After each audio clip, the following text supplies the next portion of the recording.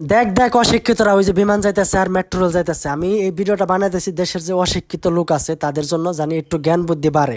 তো নিচে যেখানে দাঁড়িয়ে আছি খুবই দুর্গন্ধ, আর উপর দিয়ে বিমান যাইতেছে, উপর দিয়ে মেট্রো রেল যাইতেছে। উপরের পরিবেশ খুবই ভালো, যারা মেট্রো রেলের ভিতরে আছে বা বিমানের ভিতরে আছে তারা খুব সুন্দর পরিবেশে আছে। আমি যেখানে আছি দুর্গন্ধময়, আমার শুধু চোখের শান্তি কিন্তু মনের শান্তি নাই। তো তেমনভাবে যারা জাতীয় সঙ্গীত পরিবর্তন করতে চায় বা এরকম মানে আনলজিক জিনিস পরিবর্তন করার জন্য আন্দোলন করে, এইটা করে সেটা করে, জাতীয় সঙ্গীত পরিবর্তন করবে, জাতীয় সঙ্গীত ভালো না, হ্যান ত্যান শিরিক আছে ট্যান ত্যান, এক একজনের এক এক কথা। দেশের কোনটা ভালো হবে, দেশের নাগরিকের কোনটা ভালো হবে, দেশের মানুষের কোনটা ভালো হবে, ওটা চিন্তা করিস না, তাদের জন্য এই ভিডিওটা। দেখ, আমি গ্রামীণ সিমের টাকা ভরছিলাম, আমার টাকাগুলা কাইটা নিছে। আমি এমবি ভরছিলাম না, আমার এমবি শেষ হয়ে গেছিলো, আমার টাকাগুলা কাইটা নিছে। মানে আমার পারমিশন ছাড়া গ্রামীণ সিম আমার টাকা কাইটা নিছে। তো তোরা এটার প্রতিবাদ কর, এগুলা প্রতিবাদ কর। তো যে হাজার হাজার কোটি কোটি মানুষের যে এই যে টাকাগুলা মানে ডাকাতি করে নিতেছে, এগুলা পরিবর্তন কর। এগুলা যদি পরিবর্তন করস তাহলে মানুষের কাজে আসবে। কোটি কোটি টাকা মানুষের চুরি করে নিয়ে যেতেছে এই সমস্ত কোম্পানি।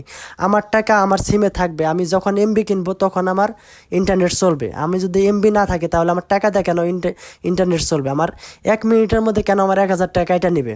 এটা কোন যুক্তিতে আসে? এগুলো তারা পরিবর্তন কর। এই যে আমি যে পরিবেশে আছি এই পরিবেশটা খুবই খারাপ। যারা ওই বিল্ডিংয়ের ভিতর আছে তারা ভালো পরিবেশে আছে, বাইরে বেরোলে খারাপ পরিবেশ।